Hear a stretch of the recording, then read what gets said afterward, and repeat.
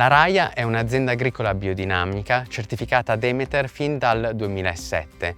È un'azienda agricola, quindi produciamo sì su 48 ettari vino, cortese, uva cortese e barbera, ma essendo un'azienda agricola biodinamica ci piace l'idea di non fare monocultura, quindi coltiviamo farro spelta, farro monococco e abbiamo un piccolo allevamento di fassona piemontese, il cui sterco viene utilizzato per preparare il cosiddetto preparato 500, il corno letame. Facciamo anche uso del sovescio a filari alterni in modo da cercare di restituire alla terra quella fertilità che i suoi prodotti le portano via ogni anno.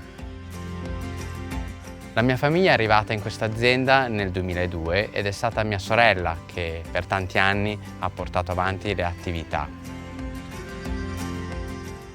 Nel 2001 con mio marito Tom, inglese, ci siamo trasferiti alla Raia, un'azienda agricola in Piemonte.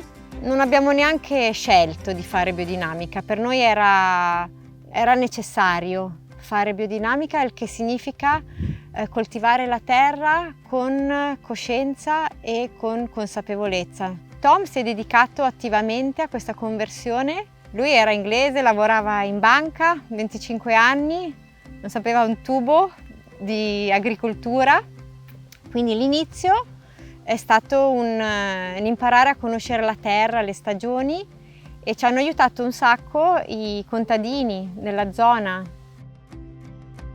Io sono arrivato in azienda nel 2015, mi sono catapultato in azienda, dico catapultato perché non avendo conoscenza, essendo a digiuno di qualsiasi pratica agronomica o enologica, ho deciso per i primi 3 anni di trasferirmi qui in azienda a vivere.